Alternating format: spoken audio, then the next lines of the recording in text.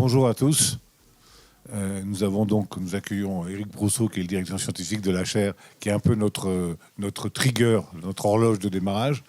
Merci à tous de vous être levés et d'être venus si tôt. Aujourd'hui, c'est notre formule habituelle de petit déjeuner, avec l'idée de faire le lien entre les questions de régulation sectorielle et vous savez que c'est l'année de la nouvelle stratégie nationale bas carbone. Et donc on a essayé de poser la question de comment cette stratégie nationale bas carbone allait impacter un certain nombre de fonctionnements dans des secteurs, à la fois au niveau des opérateurs et au niveau de leurs régulateurs. Si vous vous souvenez, on a déjà regardé ce type de questionnement avec les sujets de régulation de la data qui sont transsectoriels. Donc à chaque fois, on essaie de porter des regards qui permettent de comprendre comment une législation, une modification de l'environnement peut avoir des impacts sur différents secteurs, d'où la SNBC. Alors aujourd'hui, avec nous pour traiter de ce sujet, on a le triptyque que nous mettons en place habituellement. Donc nous avons un régulateur, un opérateur et un intervenant qui va donner un regard plus large sur le sujet. Et puis cette fois-ci, on a bien visé. On a pris comme opérateur Enedis. Donc avec nous, il y a Elisa Malavi qui est la directrice RSE de Enedis et avec laquelle je vais commencer. Parce que comme nous avons préparé que nous sommes très très fins, nous allons partir de l'opérateur, monter au niveau du secteur et finir de manière transsectorielle. Donc le deuxième intervenant, ça sera Nicolas Deloge, qui est directeur des réseaux à la Commission de régulation de l'énergie, donc le régulateur du secteur énergie. Et on finira avec Frédéric Jobert, qui travaille au secrétariat général de la planification écologique, qui est un directeur de programme, et qui va, lui, nous donner une vision plus large, plus, si je veux dire les choses ainsi, transsectorielle. Alors, on démarre, vous connaissez la formule, je vais demander à chacun de nos trois intervenants de faire un bref exposé en donnant la vision qu'il a, et puis ensuite on a un débat ensemble. Okay. Donc la première série de questions sera pour Elisa, et en fait, moi j'ai trois sujets que je souhaiterais, Elisa, que tu abordes. Un, c'est quels sont les enjeux, les impacts de la SNBC, je vais y arriver, pour Enedis, l'écosystème d'Enedis, c'est-à-dire les autorités concédantes, les producteurs, les clients, et plus globalement la filière énergétique, et comment ça interagit notamment avec, pour ceux qui ne le savent pas, Enedis est passé entreprise à mission, donc il y a aussi une dimension par rapport à ça. Deuxième question, c'est quels enseignements tu en retires à votre niveau et pour d'autres secteurs, qu'est-ce que la SNBC, au-delà de la question énergétique, ouvre comme débat, notamment par rapport à la question du climat. Voilà. Bonjour à toutes et à tous, ravi d'être parmi vous ce matin. Je vais commencer par peut-être présenter brièvement Enedis.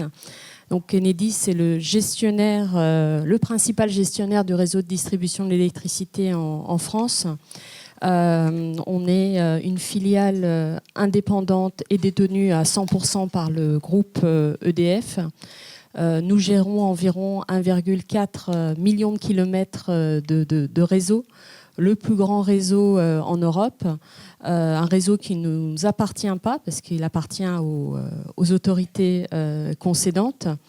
Et nous couvrons à peu près 95% du territoire en France. Et notre métier, c'est d'apporter une électricité décarbonée quotidiennement à plus de 37 millions de clients, que ce soit les résidentiels, les collectivités locales, mais aussi les professionnels et les industriels. Le rôle d'Enedis a beaucoup évolué avec l'essor des modes de production décentralisés, puisqu'on n'est plus uniquement aujourd'hui dans cette vision linéaire de la chaîne de valeur de l'électricité où les grosses centrales produisent, le réseau de transport RTE transporte l'électricité, et puis Enedis qui distribue dans les derniers kilomètres, parce qu'aujourd'hui 90% des énergies renouvelables qu'on installe sur les territoires en France sont raccordées directement au réseau de distribution. Donc ça nous fait de nous un acteur de la transition écologique et puis un allié dans la mise en œuvre de la SNBC qui, je rappelle, est notre feuille de route à l'échelle de la France pour conduire notre pays à la neutralité carbone à horizon 2050. Donc je peux citer rapidement 3 contributions majeures d'Enedis qui contribuent également à répondre aux attentes des parties prenantes que vous avez citées. La première, c'est accompagner les producteurs des énergies renouvelables en les raccordant. On a, que ce soit les éoliens et les panneaux photovoltaïques, on a raccordé un équivalent de 4,2 gigawatts l'année dernière et on va aller vers un raccordement de 5 gigawatts par an de façon pérenne d'ici 2030. Les producteurs qui sont aujourd'hui de l'ordre de plus de 842 000 et c'est intéressant de remarquer qu'en fait plus de 50% sont des autoconsommateurs.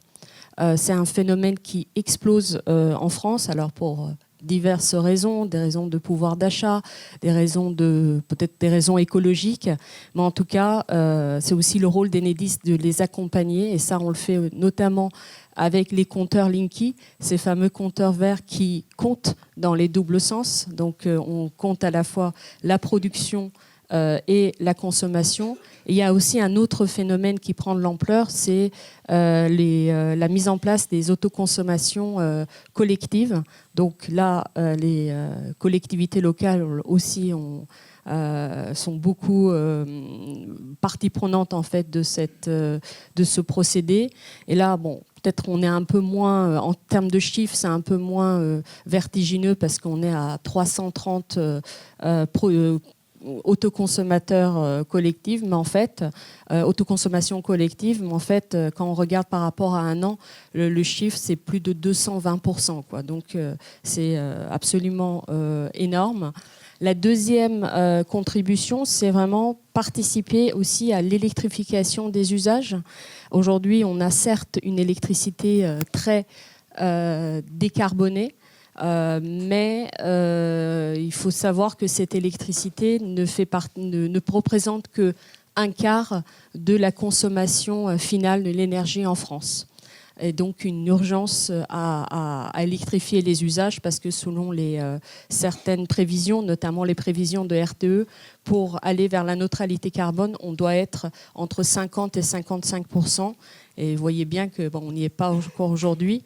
Donc, par exemple, dans l'électrification des usages dans le secteur de transport, c'est l'arrivée de tous les véhicules électriques. Qui dit l'arrivée de ces véhicules électriques dit également la mise en place des infrastructures de recharge. Ces infrastructures qui ont besoin aussi d'être raccordés au réseau de distribution. Donc Enedis est très actif sur ce volet. On a équipé plus de 90% des aires d'autoroute. Donc on continue sur ça. Juste pour rappeler en fait que toutes ces évolutions, enfin tous ces nouveaux usages, comme on aime le dire, nécessitent constamment que les réseaux s'adaptent, qu'on le modernise. On aime à dire que tous les 4 ans, on renouvelle l'équivalent d'un tour de terre de réseau et tous les 3 ans, on construit l'équivalent d'un tour de terre, donc c'est énorme. Ça fait partie, on a un programme d'investissement ambitieux de 96 milliards d'euros. La Creux veille avec beaucoup de bienveillance à ce que les dépenses soient faites avec beaucoup d'efficience.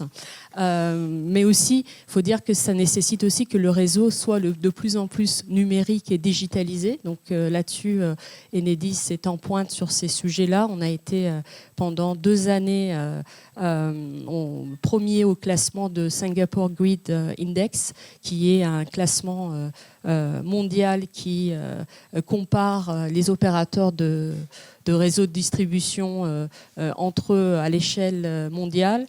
Et je terminerai par une troisième contribution qui est par rapport en lien avec la consommation et donc nécessairement en lien avec les enjeux que nous avons avec la sobriété. Aujourd'hui, la sobriété fait partie nécessairement de l'équation finale pour aller vers la neutralité carbone. Et que ça soit la pose de compteurs Linky a apporté vraiment une vraie avancée sur ce sujet, que ce soit pour les foyers, mais aussi pour les collectivités locales. Aujourd'hui, si je prends l'exemple, par exemple, des éclairages publics, selon l'ADEME, les éclairages publics représentent le deuxième poste le plus important de dépenses d'électricité de nos collectivités, après le bâtiment. Et donc l'idée, grâce à un dialogue avec nos collectivités locales, en lien avec les fournisseurs d'électricité, on peut offrir aujourd'hui aux communes qui le souhaitent un programme d'extinction de ces éclairages publics de façon automatique, par exemple entre 6h et minuit. Ça intéresse beaucoup les collectivités parce que ça fait baisser aussi leurs dépenses, ça participe à la sobriété. Et donc on voit bien que ça marche parce que entre décembre 2022 et décembre 2023, la puissance moyenne a baissé de 17%. Donc à la fois ça diminue la consommation, ça participe à la sobriété et ça diminue les factures. Donc Enedis, une vraie alliée de la SNBC, que ce soit en amont pour décarboner la production, pousser l'électrification des usages et puis accompagner les différents agents économiques dans les modes de production, dans la sobriété. Vous voulez que je continue sur la gouvernance? Voilà. Alors, on a mis... donc ça, c'est ce qu'on fait, ce qu'on pourrait dire que ce sont nos émissions évitées, notre contribution. Mais ce qui est important aussi pour Enedis, c'est comment on maîtrise nos propres émissions. Parce que comme toute entreprise, une entreprise industrielle, on a des émissions et là c'est un véritable défi parce que quand on est en croissance d'activité, quand on achète, on augmente le volume d'activité, fatalement les émissions augmentent aussi. Les émissions surtout indirectes qui dépendent de notre chaîne de valeur. Et là, on a souhaité quand même embarquer nos fournisseurs, notre chaîne de valeur. On a un panel qui est à la fois des grands groupes, mais aussi on travaille beaucoup avec des TPE et PME. Et quand on regarde ce panel, on se rend compte que il y a quand même des entreprises où ça soit la notion de la RSE, le bilan de carbone, ils n'ont pas les ressources nécessaires de par leur taille de répondre à ces enjeux. Et quand on parle des nouvelles directives comme la CSRD, on n'en parle même plus parce que leur nombre, ça passe vraiment en dessous du seuil. Et donc, ce qu'on a fait, on a mis en place en septembre cette année ce que je pourrais appeler une gouvernance inclusive pour embarquer tous nos fournisseurs.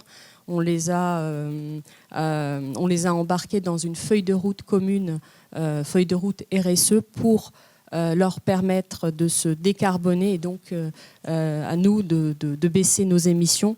Donc c'est une feuille de route dans laquelle tout le monde s'est engagé, que ce soit les plus petits fournisseurs, les organisations professionnelles. Et l'idée, c'est finalement de laisser personne au bord de la route, d'emmener tout le panel avec nous, de ne pas dire que certains fournisseurs ne seront pas à la hauteur de nos critères de mieux-disance pour les achats. Et la transition écologique doit être aussi juste et inclusive. Et donc, on part vers une décarbonation en fait commune. On a aussi des initiatives pour aller vers plus de circularité à une échelle plus industrielle. Et ce qui est remarquable, c'est qu'on fait ça en fait ensemble et on embarque tout le monde. On a même des lots. Alors Enedis, c'est le pilote stratégique, mais chaque lot est piloté par un acteur, un de nos organisations professionnelles, que ce soit au niveau de matériel ou de travaux. On utilise la même gouvernance pour traiter un des sujets qui est dans les orientations une des orientations de la SNBC, qui est les emplois et les compétences de demain. On sait très bien que pour faire face pour être au rendez-vous de la transition écologique, en tout cas, on doit embaucher. On doit rendre nos métiers attractifs, les métiers de la filière réseau, pour donner aux jeunes de nous rejoindre. Et c'est pour ça qu'avec RTE et l'ensemble de nos partenaires de la filière, on a créé ce qu'on appelle l'école des réseaux pour la transition énergétique. C'est un programme qui consiste à ce qu'on appelle à colorer, c'est en partenariat d'ailleurs avec l'éducation nationale, à offrir en fait des contenus de nos métiers à mettre dans 30% des programmes scolaires des classes de première et terminale dans les lycées professionnels pour que on puisse initier les jeunes au métier des réseaux électriques. Et on a commencé cette année, on pensait en avoir 10 lycées. On en est dès la rentrée, on était à 50, soit 120 classes et 2000 élèves. Et l'idée aussi, c'est d'accompagner ces élèves avec des stages, les stages qu'on va offrir à tour de rôle avec tous nos partenaires dans les différentes entreprises, et aussi des programmes de mentorat. Vous avez dit qu'on était devenu entreprise à mission. C'est vrai, en juin, Enedis a franchi le pas. On est aujourd'hui la première grande entreprise dans le secteur de l'énergie à avoir franchi le pas. Donc ça nous oblige à une certaine aussi exemplarité. Et le sujet qui est sous-jacent à la SNBC, c'est aussi le sujet de la durabilité des modèles d'affaires.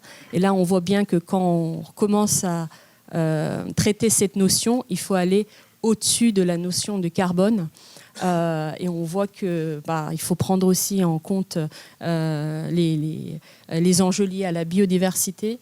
Ça tombe bien parce que depuis peu, on a la SNB, qui est la stratégie nationale biodiversité. Et en termes de gouvernance en interne d'Enedis, on regarde ces sujets. Comment ? Voilà. Ces sujets de manière systémique. D'ailleurs, on a écrit dans nos statuts ce qu'on appelle des objectifs de mission, qui sont un peu les équivalents des engagements RSE, le fait d'intégrer systématiquement dans nos activités à la fois les enjeux climat, mais aussi la préservation de la biodiversité et la préservation des ressources naturelles. Et peut-être je terminerai par un volet aussi qui a pas mal été évoqué ces derniers temps, notamment avec la Cour des comptes, c'est l'adaptation au changement climatique. Je pense que c'est vraiment le pendant de la SNBC, c'est-à-dire que ça soit l'atténuation et l'adaptation sont deux faces de la même pièce. On voit bien que on l'a pas. Peut-être que pendant longtemps, c'était un sujet qu'on n'a pas trop traité parce que l'urgence climatique, l'obsession était de sortir des énergies fossiles. Mais on voit bien que c'est un volet très important. Et ça ne veut pas. C'est pas parce que on parle de l'adaptation que ça veut dire qu'on va pas. Ça veut dire qu'on a renoncé à quelque chose et on va pas aller on va renoncer à l'atténuation. Même pendant la COP28, c'était un sujet qui était pas traité du tout et de manière très marginale. Alors en ce qui concerne les réseaux, c'est un peu différent. On a eu la chance ou la malchance, je ne sais pas, mais à partir de la tempête 99, de penser à ce sujet-là. On a mis en place et pensé que finalement nos ouvrages pouvaient être vulnérables face à ces aléas climatiques. On s'est organisé, on a mis une force d'intervention rapide en place. On a identifié tous nos risques physiques de climat. On a mis en place ce qu'on appelle un plan d'aléas climatique avec les actions très ciblées sur le réseau. Mais on voit bien qu'on doit encore aller plus loin, avoir une vision peut-être sûrement plus territorialisée qui va au-delà des cartographies du GIEC, et on voit comment on va devoir organiser la vie dans les territoires et la vie de nos organisations. Une France à plus de 4 degrés, ça veut dire quoi en termes d'organisation de travail? Ça veut dire en termes d'équipements de protection individuelle. Est-ce qu'on va faire des équipements saisonniers? Enfin, tous ces sujets-là, on le traite, on commence à le traiter, et finalement, c'est qu'une démarche, on n'y arrive qu'avec une démarche d'anticipation, et je rappelle que c'est le cas pour tous les opérateurs de services essentiels et pas que les réseaux.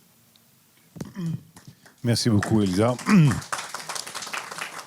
Donc, clairement, par rapport à cette question de la SNBC, vous nous dites, des contributions concrètes à la mise en place de la SNBC, raccordement, usage, sobriété des usages, votre propre gouvernance pour maîtriser votre impact à vous et celui de votre filière, scope 1, 2, 3, et une ouverture sur la question de comment est-ce que Enedis va aussi contribuer, prendre en compte la dimension biodiversité, ressources naturelles et l'impact du plus 4 degrés dans les territoires et le passage vers l'adaptation. Donc ça, c'est un opérateur clé du système et sa contribution. On va essayer d'élargir avec Nicolas. D'abord, en élargissant en termes en termes de type d'énergie, puisque là, on va passer de l'électricité à électricité, gaz et hydrogène, Nicolas. Deuxièmement, j'aimerais bien que, en introduction, vous repositionnez la multiplicité des rôles qu'un régulateur va jouer, comme vous, va jouer sur la SNBC, du contrôle, du reporting, de l'incitation, de la facilitation, etc., etc. Et ça, sur les 3 énergies que je citais tout à l'heure. Et j'aimerais bien que vous finissiez avec un petit regard sur... puisque maintenant, on a un peu l'habitude de se fixer tous des objectifs très ambitieux. Qu'est-ce qui se passe en cas de non-atteinte? Qu'est-ce qu'on a comme plan B? Voilà. Qu'est-ce qu'on a comme plan B? On va... je vais déjà commencer par vous dire que donc, la Commission de régulation de l'énergie, c'est à peu près 160 personnes. C'est une autorité administrative indépendante, c'est-à-dire que c'est une administration, mais qui exerce ses missions indépendamment du gouvernement. Et quand je dis indépendamment, ça ne veut pas dire de façon isolée, mais avec une volonté de servir d'abord le consommateur final. Donc c'est dans nos missions, il y a de veiller au bon fonctionnement du marché, de réguler les réseaux, et on fait aussi, c'est assez connu donc j'en parle, pour le compte de l'État, pour le coup, on organise des appels d'offres pour les ENR. Donc comme je vous disais, la CRE est un régulateur économique. Donc quand on dit un régulateur économique, c'est qu'on essaye de prendre des décisions sur des bases économiques. Et donc quand on va par exemple approuver des investissements ou des choses comme ça, on va le faire en se posant la question du bénéfice et des coûts. Et on va essayer de faire des investissements qui ont des coûts-bénéfices positifs. Donc ça, c'est pour notre rôle. Dans la pratique, moi je suis directeur des réseaux, donc dans la pratique, ma direction s'occupe de fixer les tarifs d'accès aux infrastructures. Et tarif, c'est à la fois le chiffre qu'on met dans la grille tarifaire, mais pas seulement, ça embarque 2 choses. Ça embarque aussi un cadre de régulation pour les opérateurs. Et donc ce cadre de régulation, il va envoyer des incitations financières à faire des choses bien. Donc le régulateur, il va donner des directions, il va donner des objectifs et il a la possibilité de mettre des régulations financières pour que ces objectifs soient atteints. Donc les objectifs sont très variés. Je crois qu'il y a 70 indicateurs chez Enedis. 23 font l'objet d'incitations. Les principaux, sans surprise, avoir une bonne qualité d'alimentation d'électricité, peu de coupures, qui ne durent pas longtemps, avoir des raccordements qui sont faits rapidement. Voilà, donc un ensemble d'indicateurs très terre-à-terre. Et puis également des indicateurs aussi sur les émissions qu'on essaie de mettre en place, qui sont plus compliqués à inciter aujourd'hui financièrement, mais qui doivent être suivis. Un autre volet, c'est l'indépendance. Donc vous avez, c'est des monopoles, donc d'où la présence d'un régulateur quand même. Enedis, RTE, L'ensemble des ELD sont des monopoles, c'est-à-dire qu'ils sont seuls à faire le réseau sur leur territoire. Ça veut dire donc une régulation et ça veut dire aussi une indépendance de tous les acteurs qui travaillent avec eux. Et donc nous, ça a été rappelé, hein, par exemple Enedis est une filiale à 100% d'EDF. Et donc il y a une importance d'une indépendance d'Enedis par rapport à EDF. Sur ce côté-là, on est plutôt satisfait. Les choses sont... On est un peu moins satisfait sur les délais de raccordement, par exemple, mais on est plus satisfait sur l'indépendance. Troisième point, je pense important, un gros volet sur les investissements, ça a été dit, des très très gros programmes d'investissement à venir, notamment dans l'électricité, moins en gaz, mais dans l'électricité, très gros programmes d'investissement, et j'y reviendrai ensuite quand je ferai un petit tour secteur par secteur, mais des enjeux très importants de priorisation, enfin essentiellement d'ailleurs de priorisation, et de financement. Donc voilà, la CRE intervient en analysant ces investissements. Alors des rôles différents, hein. Faut que vous l'ayez en tête. Sur la distribution, effectivement, le réseau n'appartient pas à Enedis. Et le rôle de la CRE n'est pas de choisir investissement par investissement. Le rôle de la CRE, c'est de travailler avec Enedis sur la doctrine d'investissement. C'est-à-dire comment on va raccorder, quelle stratégie on se donne finalement pour raccorder, quelle stratégie on se donne pour la résilience des réseaux. Mais on n'intervient pas à la validation des investissements. Ce sont les autorités organisatrices donc dans les collectivités qui s'occupent de ça. Ce n'est pas notre rôle. Nous, on n'a pas cette approche locale du sujet. Donc voilà un petit peu pour le rôle du régulateur. Si j'en viens par énergie, je pense que la SNBC, on le verra après, c'est intéressant parce que c'est quand même quelque chose une stratégie qui vise, et si on parle de stratégie, c'est parce que ça vise à faire des inflexions. Des inflexions, ça fait que des énergies qui ont eu des trajectoires un peu semblables, l'électricité, le gaz notamment, ces dernières années, sont en train de changer de trajectoire. Changer de trajectoire, donc d'abord on le souhaite, qu'elle change de trajectoire, et je pense que la SNBC le met en valeur. Il y a une volonté d'électrification, je pense que ça a été rappelé, très importante. Très importante, hein, je pense qu'il faut l'avoir en tête. Ça veut dire électrifier, c'est pas seulement produire de l'électricité décarbonée, c'est un objectif, mais aussi qu'on utilise plus d'électricité dans de nombreux secteurs. L'autre volet, donc ça c'est pour l'électricité. Sur le gaz, une volonté de consommer moins de gaz et d'avoir du gaz décarboné. Les deux. Et sur l'hydrogène, on sent que c'est un vecteur nouveau et porteur. Sa place est quand même plus difficile à définir aujourd'hui, mais j'y reviendrai. Si je commence par l'électricité, une volonté de décarboner et d'électrifier notamment l'industrie. Donc il faut avoir en tête qu'aujourd'hui, il y a une volonté massive d'électrifier l'industrie. Et donc pour vous donner des ordres de grandeur, on a à peu près autant de demandes d'augmentation de puissance de raccordement qu'il n'y a de capacité industrielle installée. C'est-à-dire que, vous voyez, on est quasiment sur un doublement de l'utilisation de l'électricité en termes de puissance qui serait demandée. C'est donc des projets très importants. Donc c'est assez localisé, hein, la zone de Fos, la zone du Havre, de Dunkerque, la vallée de la Chimie, vers Saint-Nazaire. Donc voilà, c'est des zones localisées qui ont déjà une industrie en place. Mais voilà, on est sur une accélération très notable. Dedans, ça rebouclera avec l'hydrogène, il y a quand même pas mal de projets d'électrolyse. Donc voilà, ce point boucle. C'est des investissements dans les réseaux très importants. Ça veut dire tirer des lignes de 400 000 volts avec des pylônes et des lignes. On le sait, on l'a vu en Allemagne, hein, ça va être quelque chose de compliqué. Aujourd'hui, tirer une ligne aérienne, c'est compliqué. Et s'il y a un moment, il y aura la question peut-être plus tard, mais on ne peut pas enterrer une ligne de 400 000 volts. Donc il va falloir accepter que si on veut industrialiser, électrifier, on doit avoir des infrastructures dans notre paysage. Ça va être quelque chose, je ne vous le cache pas, d'assez complexe à mettre en œuvre, mais nécessaire. Sur le raccordement, je pense qu'en tant que régulateur, on doit changer notre approche, et c'est ce qu'on s'emploie à faire. Le régulateur, dans son approche de contrôle, avait tendance à dire, vous voulez faire un investissement, qui en a besoin, est-ce que c'est signé? Si c'est signé, on lance l'investissement. Aujourd'hui, le réseau est limitant dans la plus grande partie des projets d'électrification. C'est-à-dire que le réseau est la partie qui va prendre le plus de temps.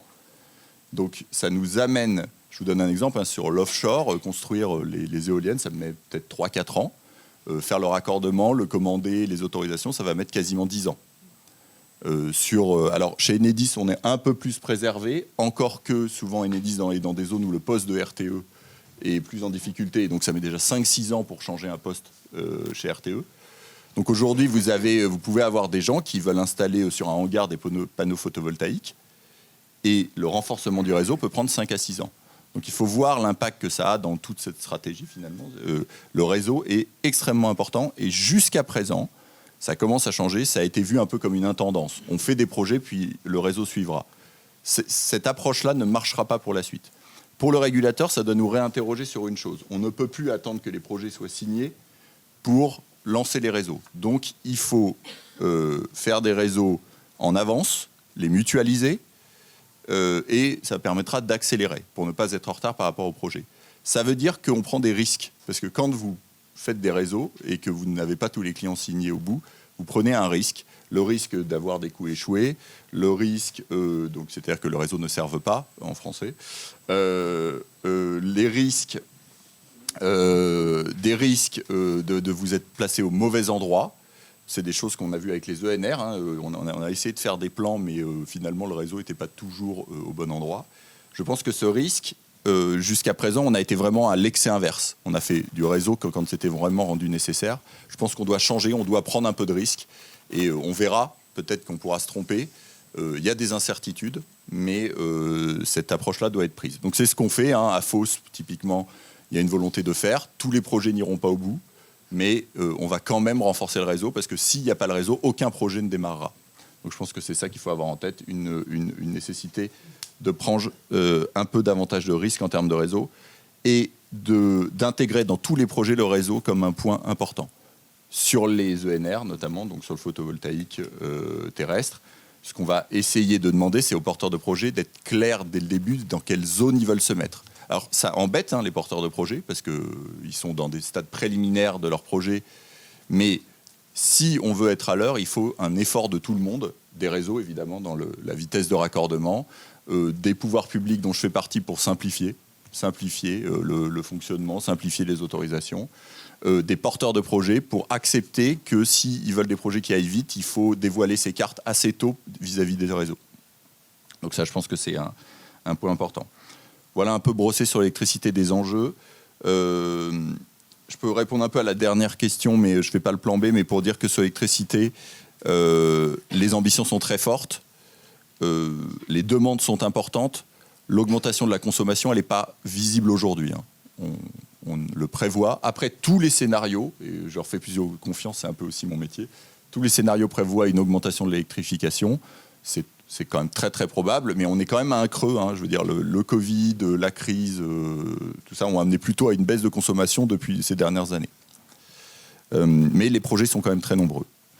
Pour en venir au gaz, un moment différent pour le gaz. Le gaz, aujourd'hui, c'est une énergie où la SNBC prévoyait une baisse du gaz. On est dans cette dynamique-là. On est dans une baisse de consommation du gaz assez importante. Hein. On est sur une 20% en 2 ans. C'est pas forcément la sobriété heureuse. Hein. C'est pas, ça veut pas dire que les gens consomment moins. Il y a une partie de ça. Il y a une partie un peu inquiétante. Il fait extrêmement chaud. Et il y a une autre partie peut-être un peu inquiétante. Ça veut dire aussi que l'industrie produit moins. Alors, est-ce qu'elle s'est électrifiée? En partie. Est-ce qu'elle a choisi d'autres énergies carbonées? En partie, du pétrole, d'autres gaz, oui. Est-ce que c'est simplement ça? Probablement que non. C'est-à-dire qu'il y a aussi une activité qui a subi des difficultés avec la crise. Donc on est dans cette décroissance du gaz. On est en face dans une dynamique très positive sur le biométhane, donc sur le verdissement du gaz. Très positive, mais assez loin, même très loin, de couvrir l'ensemble de la consommation. Et donc comme tout, la dynamique est très positive. On est au début, donc il y a une profusion de ressources. Bon, peut-être que tu en parleras, mais il y a derrière, il y a une ressource un peu commune qui est la biomasse, que tout le monde s'arrache pour essayer de faire des choses vertes. Donc on est au début, ça a plutôt une bonne dynamique. Après, on ne peut pas encore dire, oui, c'est bon, on va réussir à décarboner le gaz. Je pense que ça serait... le chemin est encore long. Dans ce sujet-là, sur les réseaux, l'approche est tout à fait différente. C'est-à-dire qu'on doit prendre en compte le fait que demain, il y aura moins de consommateurs et moins de consommation pour payer les réseaux. Donc on a sorti un rapport en avril dernier, pour ceux que ça intéresse, d'aller le regarder, qui dit en gros que dans des scénarios ambitieux, proches de ce qui avait été mis dans l'ancienne SNBC ou dans tous les rapports de l'ADEME les plus ambitieux, on divise, disons, par 2 la consommation. Le réseau, il reste à 90% le même. Il reste à 90% le même. Pourquoi ? Parce que les gens, soit n'arrêtent pas de consommer, ils consomment moins, mais ils n'arrêtent pas de consommer.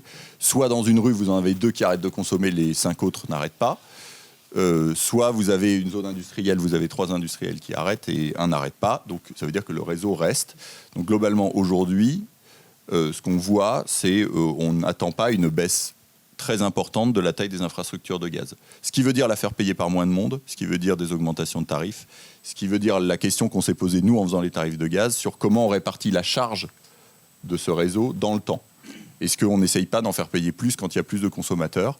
C'est quelque chose que nous, on a proposé, qu'on a pris en compte un petit peu dans nos tarifs en raccourcissant les durées d'amortissement, en mettant l'inflation tout de suite. C'est quelque chose de pas très populaire. Je ne peux pas dire qu'on ait été reçu par non mais vous payez maintenant, ça sera mieux pour ceux de demain. On n'a pas été applaudis. Peut-être qu'on fait un deal, si vous prenez un pylône de 400 kV, on vous demande pas. Donc voilà, mais c'est tous les régulateurs européens sont sur cette approche, c'est-à-dire on a à gérer un réseau de taille à peu près semblable dans 10-20 ans, avec moins de consommateurs, moins de consommation, donc il faut juste prendre le sujet. C'est ce que nous, on s'emploie à faire. Derrière, le secteur du gaz est un secteur avec un produit qui nécessite une excellence opérationnelle, une excellence de la maintenance. Donc il ne faut pas s'attendre à des baisses de coûts incroyables. En plus, la réglementation n'est généralement pas de plus en plus laxiste dans ce domaine. Donc l'excellence, elle est toujours demandée aux opérateurs. La CRE met des tarifs qui leur apportent ces moyens-là. Le biométhane, c'est des investissements. Donc il ne faut pas se dire dans le gaz, on arrête d'investir. Non.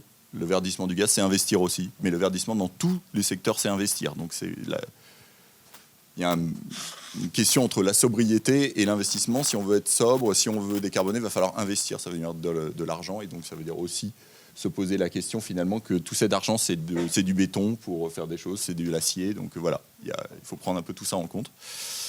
En venir à l'hydrogène. Hydrogène, quelque chose de naissant.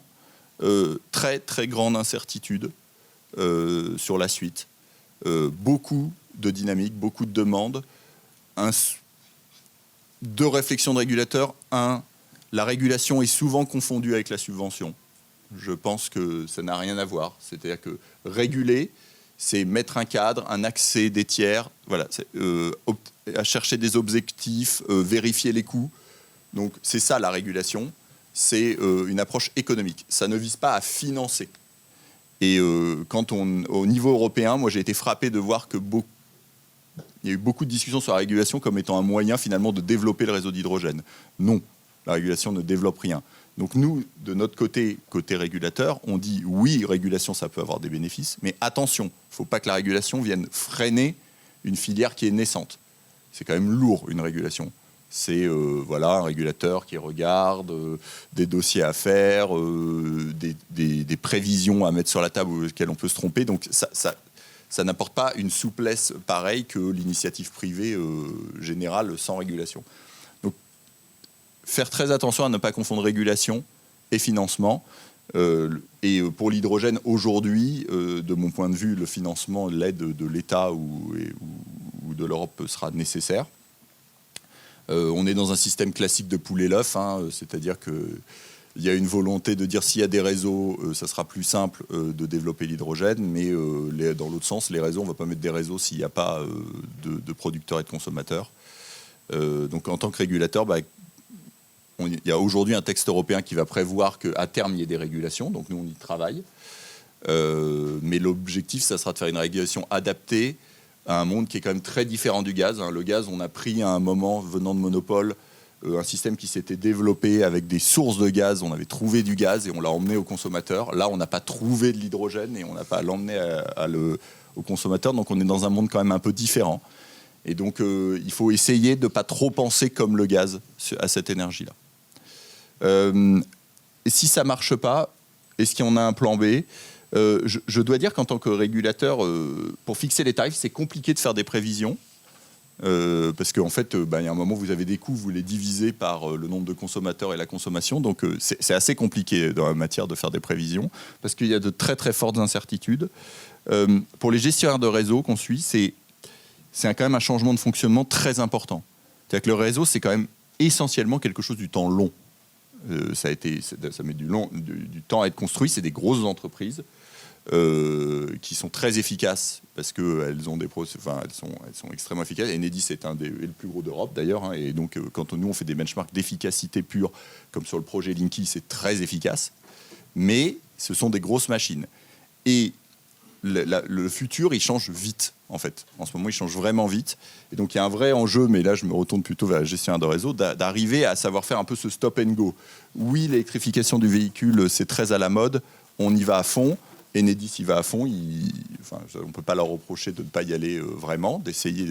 Mais d'un coup, là, on apprend qu'effectivement, le véhicule électrique est en difficulté en ce moment parce que les voitures sont peut-être trop chères, parce que oui, ça ne se vend pas très, très bien en ce moment. C'est un peu compliqué. Donc voilà, il faut savoir s'adapter. Moi, je pense que le système sait s'adapter, mais les cycles et la vitesse à laquelle il faut s'adapter sont quand même largement accrus par rapport à ce qu'on pouvait connaître il y a 10-20 ans. Et le plan B, je pense qu'il y a... Y a-t-il un plan A? Je faire la transition. Et quel est le plan? Merci Nicolas. Donc on retient quand même que vous travaillez sur l'équilibre de la transformation des usages des trois énergies, que vous êtes confronté à un basculement, notamment dans les pratiques de régulation, de quelque chose qui était plus sur, on fait quand les choses sont certaines, à de l'anticipation, de la mutualisation, une prise de risque, qui pose la question de la capacité à prévoir dans un univers incertain. Ça, on nous l'a répété, on a bien compris, la polycrise, la multitransition, tout ça. Et que ça renvoie aussi à une question de l'agilité que les opérateurs que vous régulez ne sont pas connus pour avoir, puisque par définition, comme vous le disiez, ils sont sur des logiques et des temps longs. Donc, évolution du rôle de régulateur.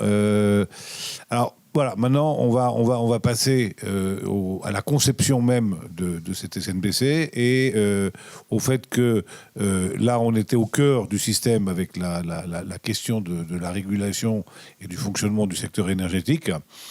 Et je voudrais demander à Frédéric d'abord revenir de manière un peu plus globale sur les enjeux nationaux et locaux de la SNBC.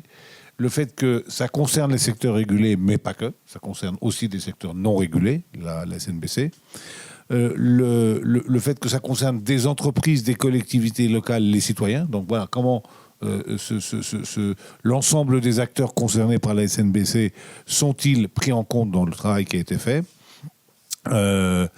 Les défis que vous y voyez et notamment si vous pouviez élargir notre compréhension de l'impact de la SNBC sur les autres secteurs, namely le transport, le bâtiment, les infrastructures routières, etc.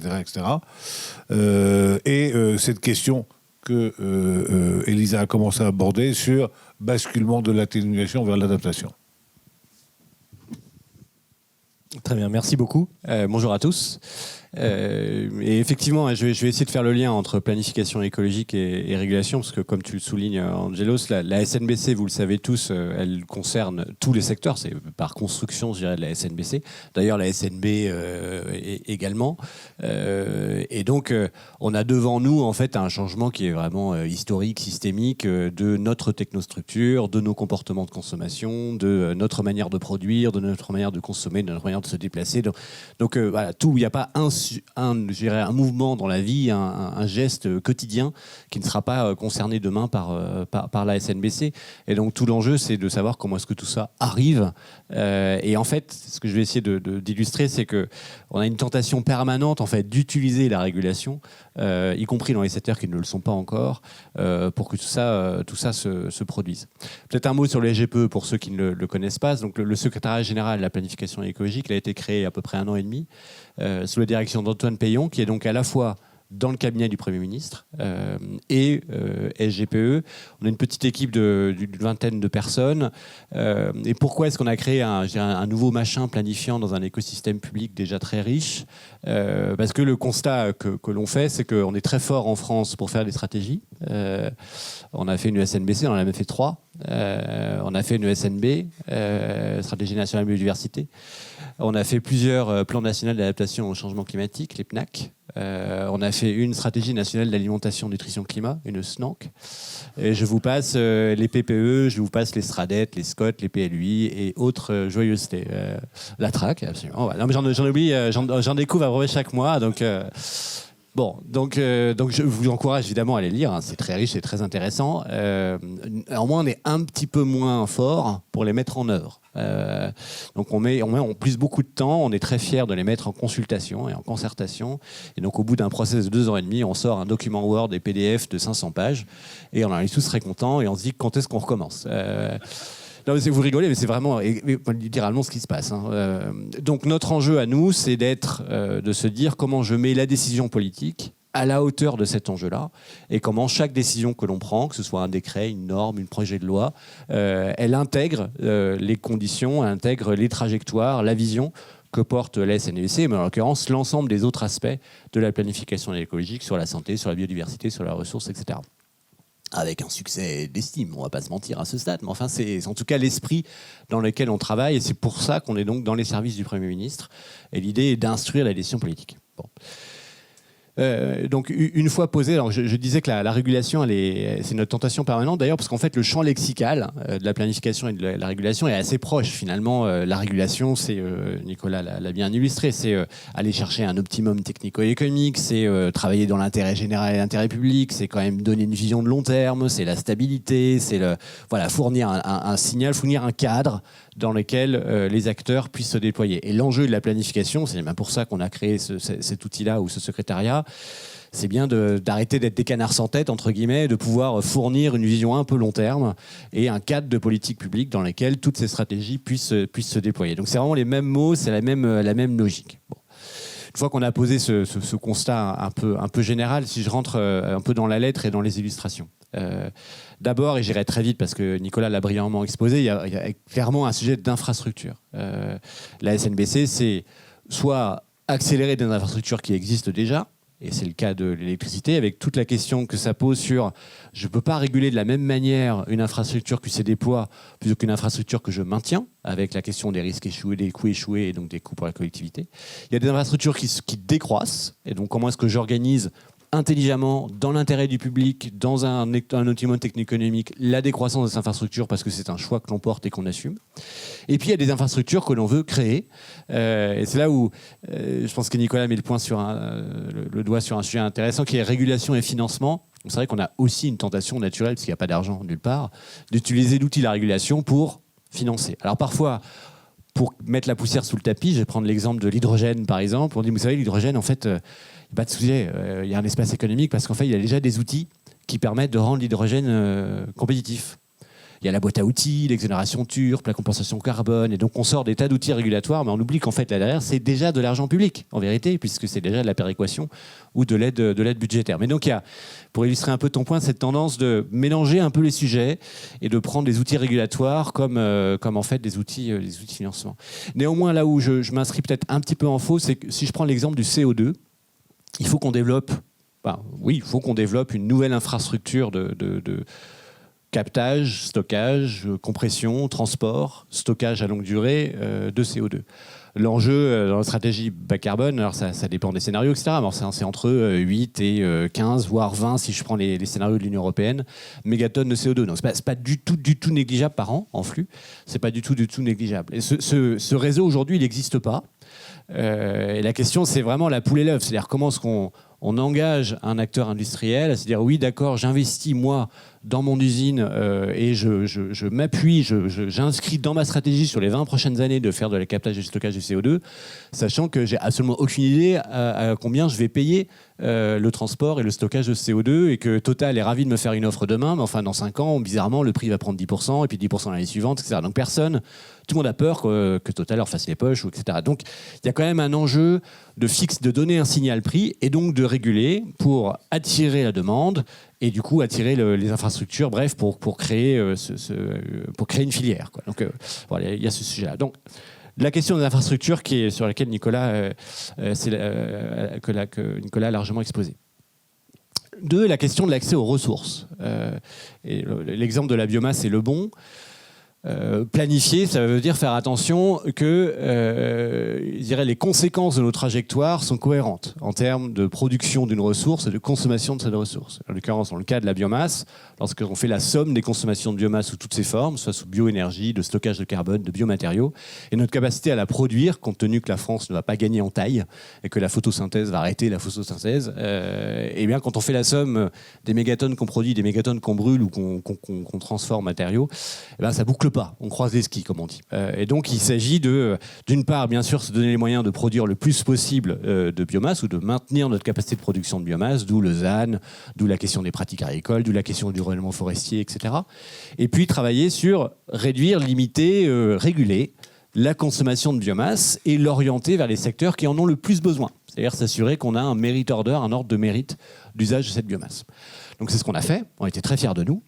Et puis ensuite on s'est dit, on a regardé autour de nous et puis on s'est rendu compte que rien ne se passait. Parce qu'en réalité, c'est pas parce qu'on a écrit une jolie slide avec un ordre de mérite que les acteurs économiques vont dire « Ah, le SGPE a dit que c'était pas nous en premier, donc on laisse passer les autres. » Et donc il y a un vrai sujet de comment est-ce qu'on met ça en marge, d'ailleurs dans un monde où, pour info, un tiers du bois qui est sorti de forêt, de la collecte de bois, aujourd'hui non seulement elle n'est pas régulée, mais elle n'est même pas tracée. C'est-à-dire que c'est vraiment... c'est de la consommation, je dirais, day-to-day, d'ailleurs même pas fiscalisée, etc. C'est de la consommation très informelle. Et que, dans un autre côté, lorsqu'un acteur économique comme Total, comme CMA-CGM, a les moyens financiers de dire « moi, je construis une stratégie sur le biogaz », et donc j'ai besoin de 20% des ressources de biogaz de la France, et je suis capable de mettre 2 milliards sur la table, et c'est comme ça. Il peut être tout en bas du merit order. Voilà. Donc on a ce sujet de régulation de comment est-ce qu'on crée quelque part un service public d'accès à la biomasse. Alors certains peuvent se réveiller en disant « Oh là là, on entend arriver les soviets », mais enfin néanmoins on a quand même ce sujet-là. Si on trace une trajectoire et un ordre de mérite, il faut quand même à la fin faire en sorte que ça se passe dans la vraie vie. Troisième point, vous allez voir que ça va devenir encore plus compliqué et fluffy, mais la question des prix. La transition écologique, elle n'arrivera pas sans subvention. Sans aide, sans subvention, sans aide économique de diverses formes, aide fiscale, subvention, etc. Alors on peut en débattre, mais enfin globalement, si c'était profitable d'être écolo, on n'en serait pas là. Donc il y a quand même un sujet de créer un espace économique à des filières décarbonées, écologiques qui n'existent pas aujourd'hui. Et c'est pour ça que l'État et les collectivités locales mettent des moyens financiers de la collectivité assez significatifs, plusieurs dizaines de milliards d'euros. On peut en débattre, il y a la question aussi des dépenses adverses, etc. Mais enfin, c'est des dizaines de milliards d'euros qui sont dépensés en subventions diverses. Et en réalité, on a un vrai sujet de contrôle de l'impact et de l'efficacité de ces dépenses. Prenez le bonus écologique, vous supprimez le bonus écologique à la Tesla, le prix de la Tesla, il baisse de 4 000 euros immédiatement. Et il n'y a aucun problème pour la Tesla. Donc en fait, c'était 4 000 euros de marge. Et ce sujet, on va le retrouver partout avec les histoires, l'histoire et les faits, confirmés de fraude dans les divers mécanismes que nous mettons en place pour accélérer la transition écologique, MaPrimeRénov', les C2E, le renouvellement forestier, le bonus écologique, et j'en passe dans tous les secteurs. Et donc là aussi, il y a une tentation de lorsque je donne de l'argent à des acteurs privés parce qu'ils me le réclament pour trouver un espace économique, en fait, je me fais faire les poches et à la fin, ça se retrouve en effet d'aubaine. Et donc la tentation est de réguler, là aussi, de se dire finalement, est-ce qu'on peut pas dire le prix d'une fenêtre changée, en fait, on le connaît et puis on va le fixer et puis comme ça sera dans l'intérêt général. Évidemment, c'est pas ce qu'on fait, parce que c'est beaucoup plus compliqué que ça. Enfin, néanmoins, on a quand même un problème à régler ici, qu'on dépense beaucoup d'argent, dont l'efficacité est douteuse et avec sans doute des effets d'aubaine significatifs. Et c'est bien sûr pas acceptable pour la collectivité. Quatrième sujet, je m'éloigne encore et je vais encore dans les sujets presque encore un peu plus nauséabonds mais difficiles, la question de la consommation et du comportement des consommateurs. Avec la question vaste de la régulation de la communication environnementale des entreprises, sous la question du greenwashing, la communication commerciale, pour orienter le consommateur. En gros, le constat qu'on peut faire quand même, c'est qu'il n'y aura pas de transition écologique là aussi si on n'ajuste pas, si on ne fait pas du consommateur un allié, si on n'oriente pas les modes de consommation vers les produits les plus vertueux, les plus décarbonés. Ça, c'est assez logique. Et là aussi, ça n'arrivera pas tout seul. Et donc, on peut poser le fait qu'il faut donc fournir au consommateur une information objective, rationnelle, factuelle, publique, de qu'est-ce qui est carboné, de ce qui n'est pas. Et il y a plusieurs textes de loi qui ont été faits, il y a l'affichage environnemental, etc. Mais encore faut-il que cette communication, elle soit convaincante. C'est-à-dire que vous pouvez mettre un petit logo avec une Marianne et puis une lettre A, B, C, D, E. Et en vérité, si on est tous exposés du matin au soir à des communications qui nous encouragent à acheter une nouvelle petite robe à 5 €, un nouveau jean à 17, etc. Enfin, je veux dire, c'est David contre Goliath. Donc on pourra demander à l'ADEME de faire un petit leaflet sur l'économie circulaire qu'on mettra en bas dans le hall d'accueil de Paris-Dauphine. Enfin, ça ne changera pas les choses. Donc on a quand même là aussi un sujet de...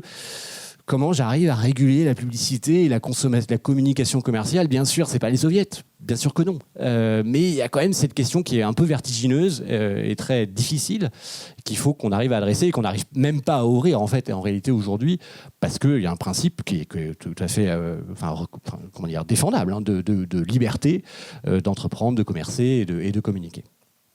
Et puis enfin, je terminerai par là. Et c'est Elisa qui m'en a donné l'idée, sur l'adaptation. Donc, construire un plan national d'adaptation, ça veut dire reconnaître qu'il va se passer des trucs. Ça veut dire reconnaître quand le temps qui arrive devant nous va être compliqué. Et donc, on va avoir une trajectoire de catastrophes naturelles et donc de dégâts significatifs. Et qui donc, il faut s'en prémunir, il faut se préparer à ça. Bon, se préparer à ça, ça veut dire bien sûr éviter... Donc, do not harm, c'est-à-dire éviter, limiter, ou je prends des décisions aujourd'hui pour limiter les dégâts demain. Mais ça veut dire aussi anticiper le fait qu'on va avoir des coûts pour la collectivité, en tout cas des coûts pour des acteurs privés significatifs, et le choix, la question politique de dire à quel point je les collectivise. Je caricature un petit peu, mais les inondations, le trait de côte, la question des RGA, donc des maisons qui sont plus habitables, qu'il faut racheter, qu'il faut déplacer, qu'il faut reconstruire, c'est des milliards d'euros. Est-ce qu'on demande à Madame Michu, à Monsieur Michu, de porter ce coût-là ? Et là aussi, la question est éminemment politique, puisqu'il y a grosso modo un continuum entre effectivement monsieur et madame Michu qui habitent dans leur maison qui leur a été transmise par leurs grands-parents depuis des années et qui est plus habitable à cause du retrait et gonflement d'argile. Et puis à l'inverse, quelqu'un qui vient d'acheter une maison en bord de falaise à 3 millions d'euros pour ses vacances et puis elle est plus habitable et donc il va dire il faut que je me fasse rembourser par l'État. Alors là, j'en dirais bien sûr que non. Donc il y a évidemment un curseur à mettre sur ce continuum. Ça aussi, c'est la régulation. Et c'est des choix politiques éminemment compliqués. Voilà en illustrant un peu le sujet. Ouais. Merci à toi, Frédéric. Surtout d'avoir rendu une matière un peu aride, plutôt sympathique le matin. Donc, j'ai noté les dimensions qui vous posent question. Et qui pose la question de la réglementation, de la régulation, de l'efficacité de la planification et surtout de l'efficacité de la mise en exécution. Donc il y a les infrastructures, il y a la gestion de la ressource ou plutôt de la pénurie des ressources, il y a le sujet de penser, créer des nouveaux espaces économiques qui puissent inciter les acteurs à venir investir là où sont les besoins et là où ça permet de décarboner sans générer d'effet d'aubaine. Et on sait tous que c'est impossible et qu'il y aura autant de succès que d'erreurs. Le sujet de l'incitation, de l'accompagnement, de l'évolution des mentalités et des comportements des consommateurs, donc la dimension du facteur humain et effectivement le fait de se retrouver face à un marché de la consommation courante qui, lui, n'est pas régulé et qui va faire de la publicité, qui va faire lui aussi de l'incitation.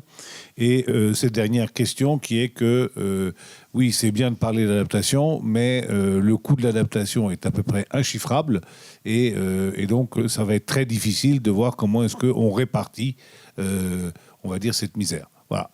Donc, 3 intervenants. On est parti de ce que fait notre opérateur de distribution électrique, de ce que fait le régulateur pour que cette SNBC réussisse, et de ce qu'essaye de faire avec ses petits bras et son enthousiasme, le SGPE. Donc maintenant, c'est le tour de la salle. Donc nous attendons vos questions.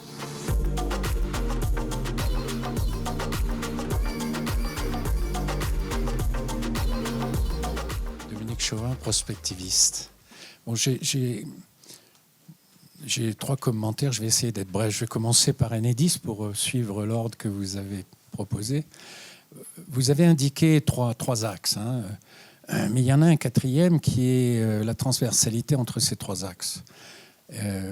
Quand on met en place une voiture électrique et qu'on met des bornes de recharge, ça crée une synergie colossale sur le réseau électrique. Et quand tu auras des millions de voitures, cette synergie a été chiffrée par vous à hauteur de 1,5 milliard par an.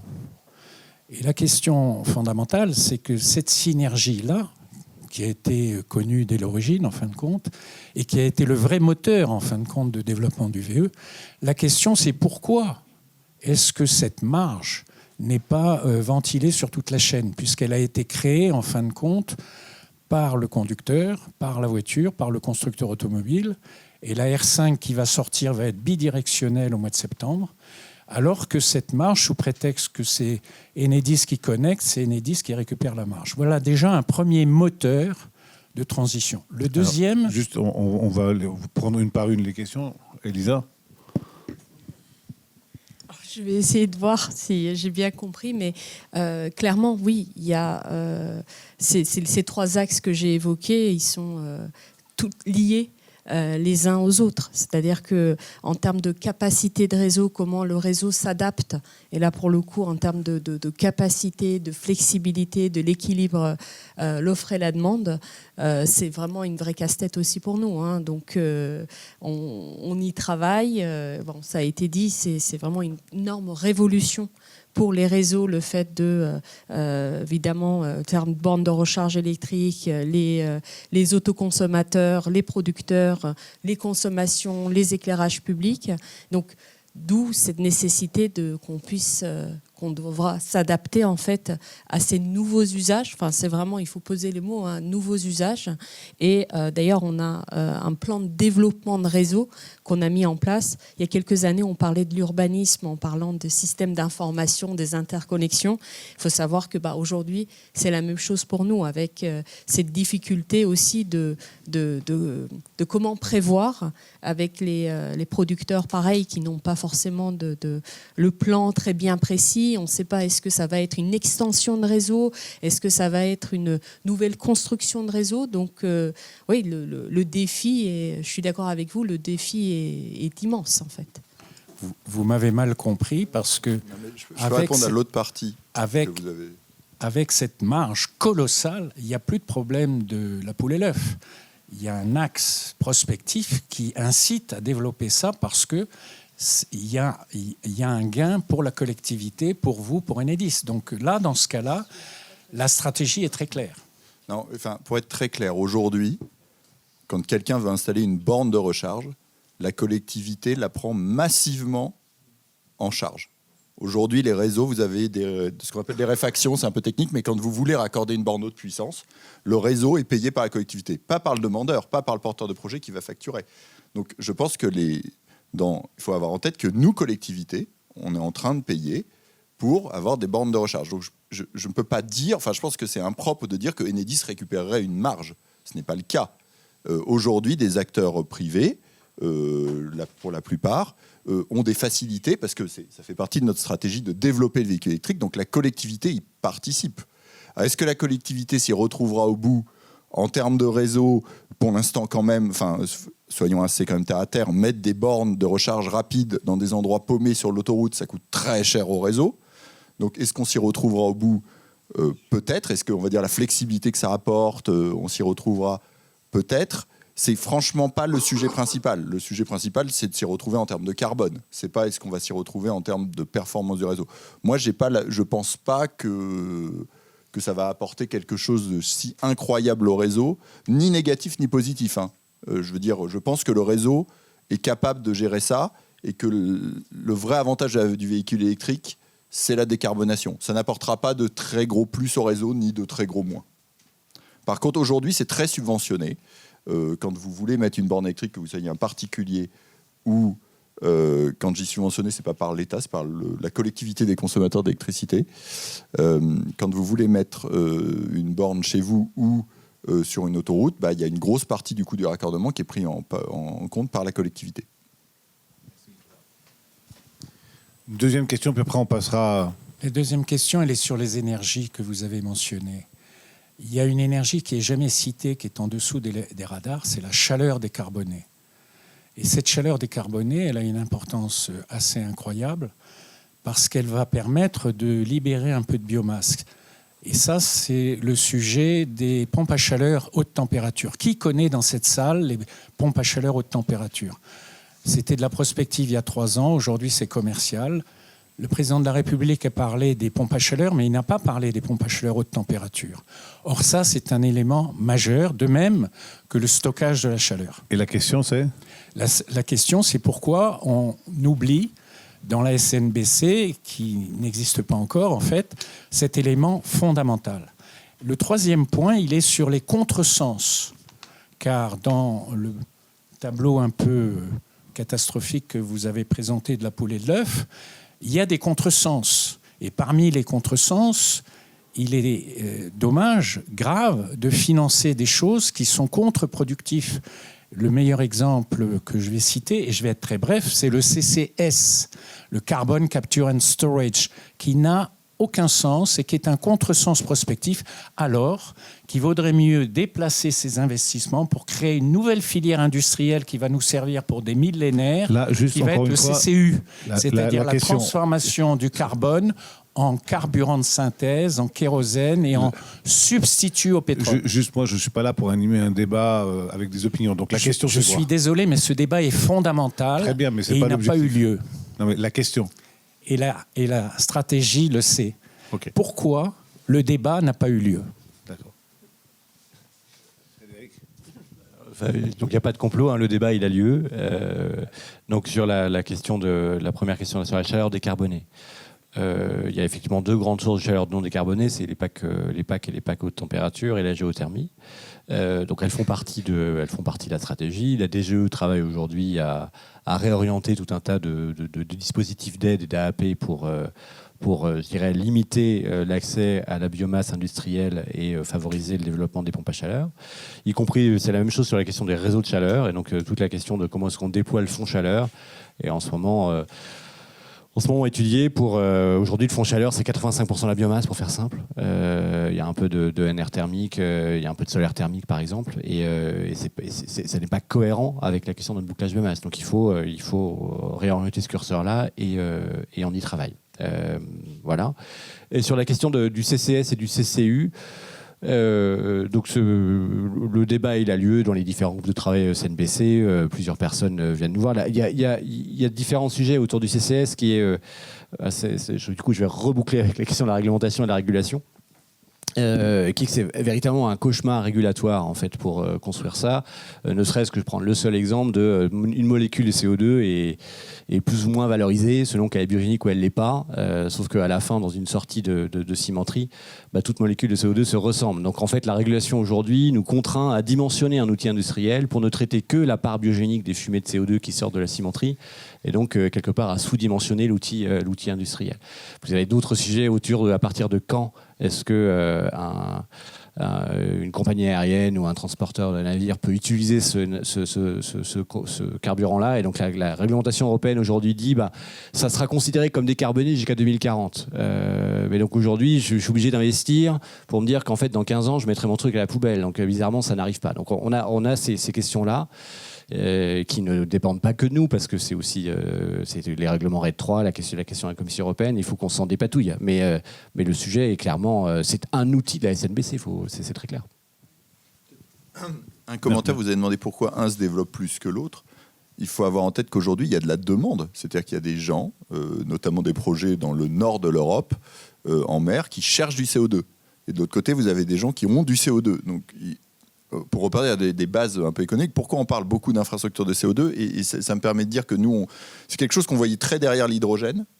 Finalement, on s'était dit, il y aura l'hydrogène, et puis, tiens, il y a la capture CO2. En fait, c'est ça se développe beaucoup plus vite, notamment parce que les sources sont connues et sont fixes. Elles sont pérennes pour l'instant, on n'espère pas, mais quand même. Et de l'autre côté, vous avez des très gros projets qui chargent du CO2. Donc c'est normal, moi je trouve que c'est sain.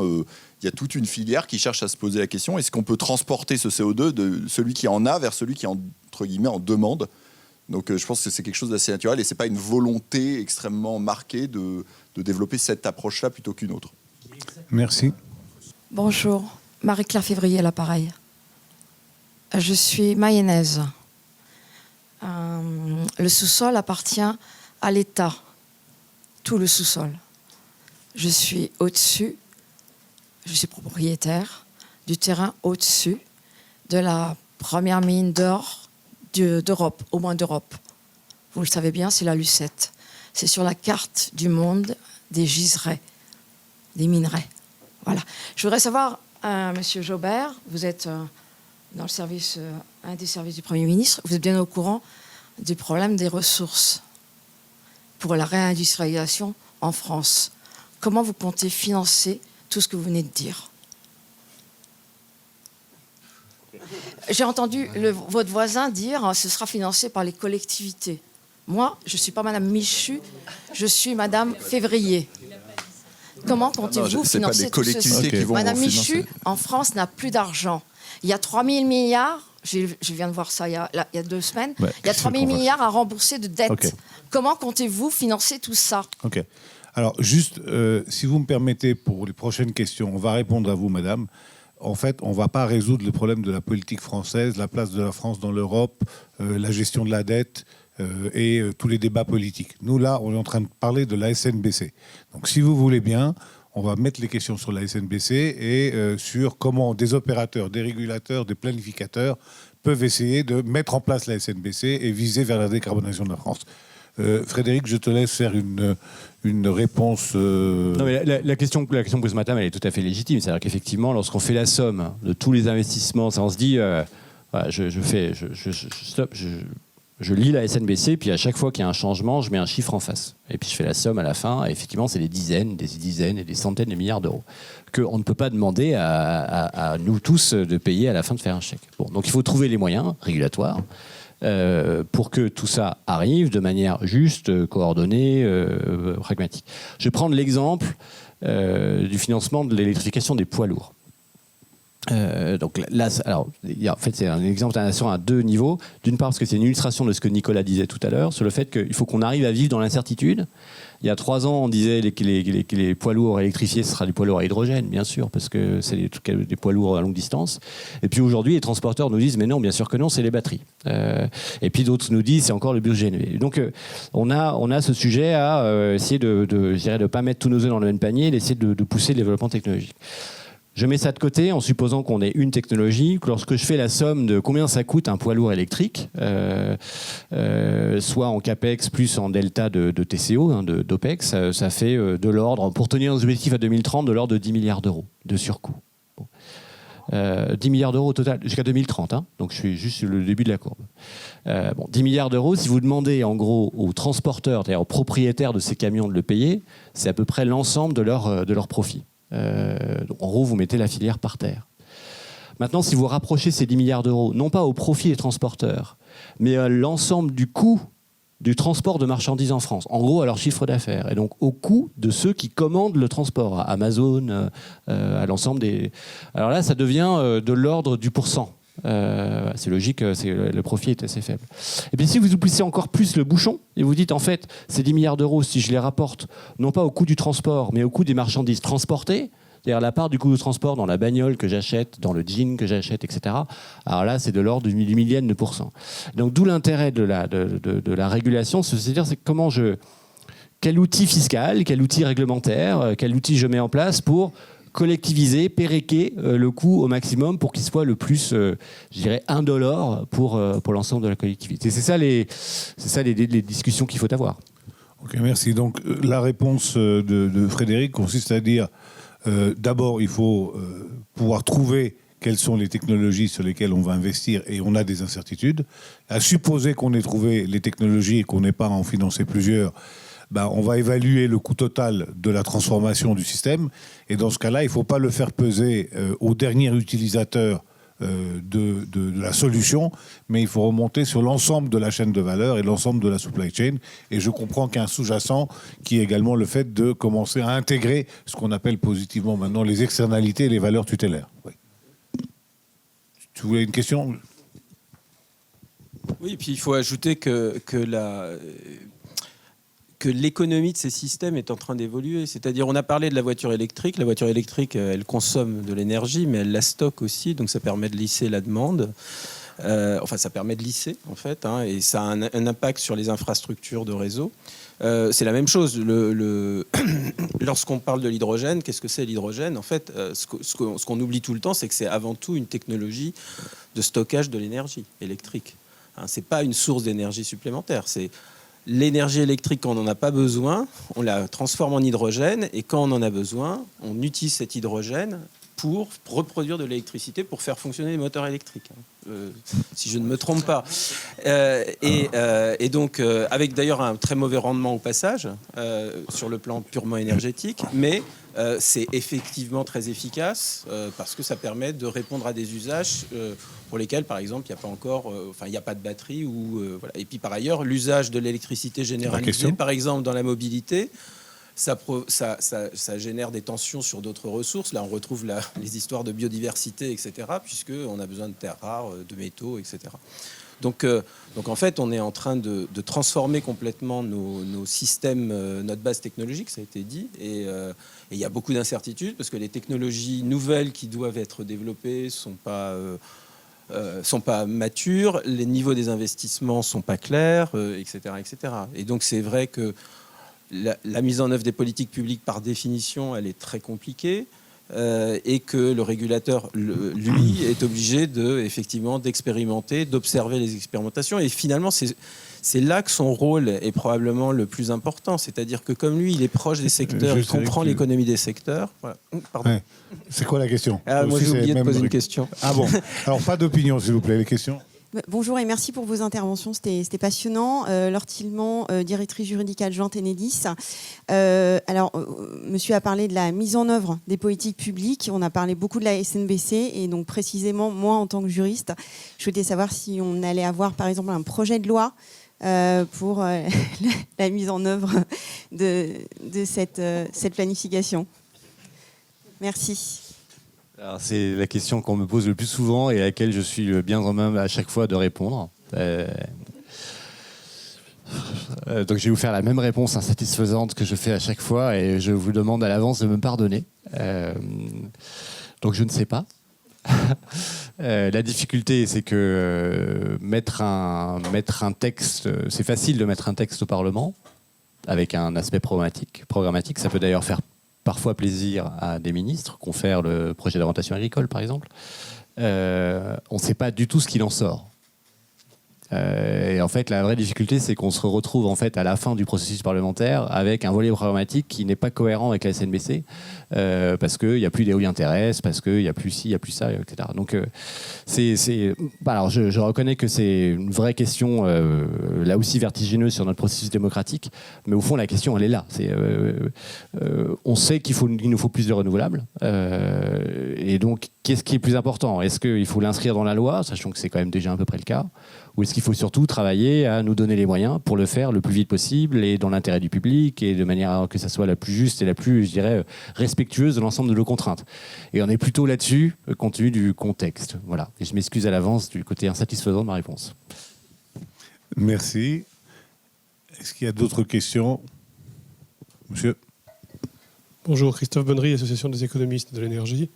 Je voudrais revenir sur le point que vous avez ouvert, Nicolas, sur la question de la prise en compte de l'incertitude dans les décisions d'investissement et en particulier du risque. Comment, pour nous économistes, un risque, c'est un taux, ça se convertit souvent en taux. Et la question que je me pose, c'est savoir... Et le taux, il est composé lui-même d'éléments comme le risque de marché, le risque politique, tout un tas d'indicateurs. Est-ce que vous pouvez nous donner quelques idées sur les paramètres sur lesquels on pourrait jouer pour intégrer cette notion de risque dans la décision d'investissement? Je pense que d'un des grands volets favorables de la régulation, c'est justement d'avoir un rôle pour retirer, ou en tout cas prendre, en tout cas répartir un risque pour l'acteur économique, qui est le gestionnaire de réseau. Et dans ce cadre-là, quand nous on fait un tarif, il y a un certain nombre de choses qui sont, on va dire, laissées comme un risque pour l'opérateur de réseau. C'est-à-dire que si ça se passe mal, il perd de l'argent. Si ça se passe bien, il en gagne. Donc c'est un risque pour lui.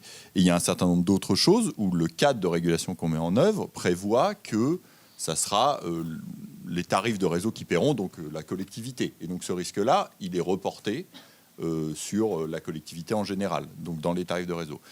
Quand nous, on fait notre travail, on sépare un peu ces deux risques-là. Et finalement, la question qui va se poser effectivement pour l'avenir, c'est quand le gestionnaire de réseau va prendre ses risques, c'est-à-dire s'engager sur des contrats à 10 ans financièrement, avec des pénalités si jamais il s'en dédie. Quand il va y avoir ça, est-ce que le tarif lui apporte l'assurance que cet argent lui sera rendu si jamais il a à le payer ou pas? Si cet argent ne lui est pas rendu, effectivement, je reviens avec vous, le risque étant supérieur, ça veut dire que des rémunérations du risque sont attendues. Si ce risque est pris en compte par les tarifs, il n'y a pas de risque financier pour l'opérateur. Donc, il n'y a pas besoin, entre guillemets, d'avoir une rémunération supplémentaire. Donc, c'est vraiment... Je pense que la régulation permet aussi d'enlever des risques. Et moi, j'ai une approche économique générale là-dessus. Je pense qu'il faut laisser les risques là où les gens peuvent les gérer. Et donc, que si Enedis et RTE ont des risques qu'ils peuvent gérer eux-mêmes, c'est bien qu'ils les gardent parce qu'ils sont les plus à même de le gérer efficacement.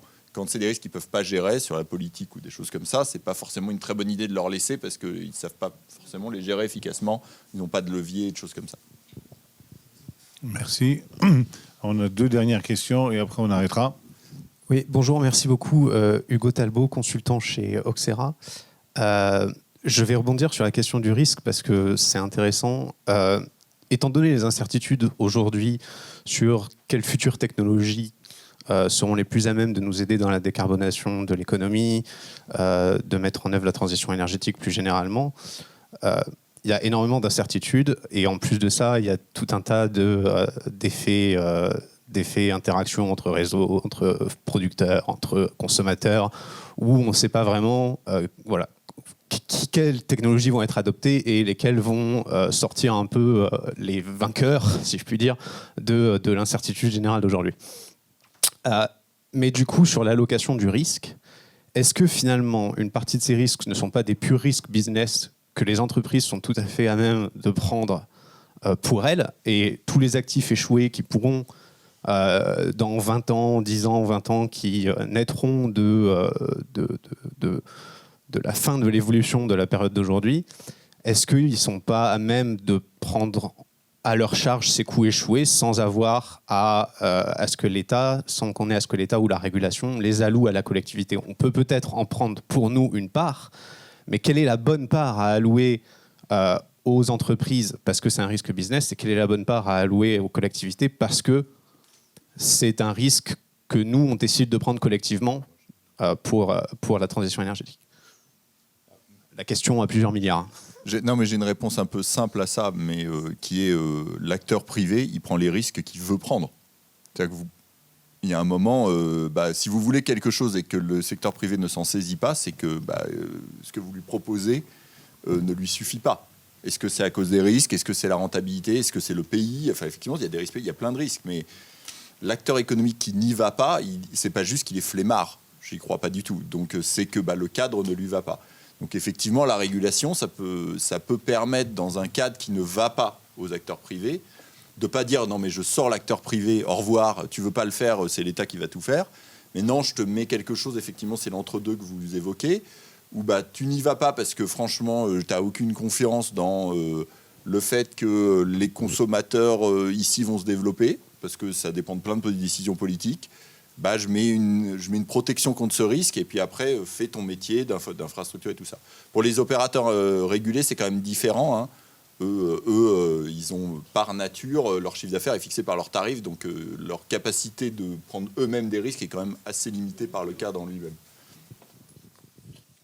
Je peux peut-être rapidement compléter, la question est excellente et Nicolas a raison. À la fin, tant que l'acteur privé n'y va pas, c'est que quelque part le risque est perçu comme étant trop grand. Là où votre question est pertinente, c'est une fois que la filière est lancée, comment est-ce qu'on débranche progressivement ces soutiens-là ? Et c'est là où c'est compliqué. À quelle vitesse on le fait et comment est-ce sur quelles données s'appuie-t-on pour prendre une décision qui est instruite et dans l'intérêt général. Là où c'est aussi malheureusement compliqué, c'est qu'on a aujourd'hui une profusion de dispositifs divers et variés, et il faut éviter les effets d'aubaine lorsque ces dispositifs se superposent. Je prends le cas de la Tiruert, par exemple, qui est un monstre d'une beauté administrative et très efficace. Mais le risque, c'est qu'on puisse subventionner l'hydrogène de plusieurs manières différentes lorsqu'on additionne ces sujets-là. Et donc, c'est ça où il faut faire attention. Oui, bonjour. Donc, je m'appelle Patrice Auclair. Je porte un projet d'autoconsommation collective. Et dans ce cadre-là, je travaille avec l'ADEME et le PUCA sur un projet de recherche qui est la valorisation des externalités positives pour changer les modèles économiques. Et là-dessus, donc, ma question, c'est est-ce que la reconnaissance et la valorisation des externalités positives, des bienfaits, pourrait être un levier à la fois d'action, de régulation ou de financement?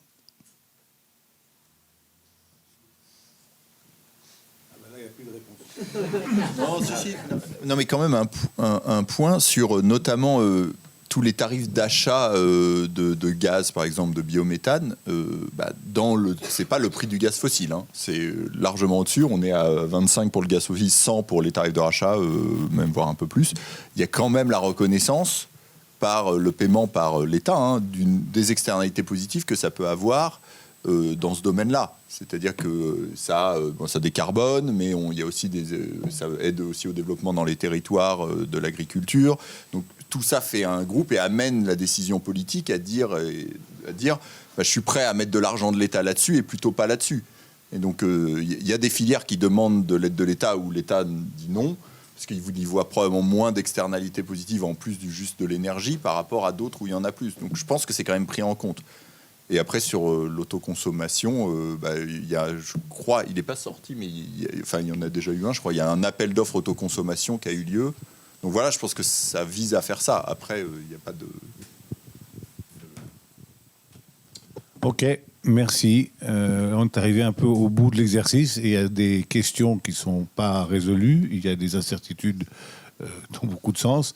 Et je pense que ce qui transparaît là, c'est qu'on a à la fois besoin d'inciter les opérateurs, et c'est le cas d'Enedis, on a à la fois besoin de faire évoluer le cadre régulatoire, et on a à la fois besoin de jouer entre planification, financement et gestion des risques pour essayer de faire exécuter les politiques. Bien, merci à tous. Je vous souhaite une très bonne journée et remercions nos intervenants. Tu peux intervenir pour... Oui, d'abord, je voudrais remercier les intervenants pour ce débat tout à fait passionnant qu'on a eu ce matin.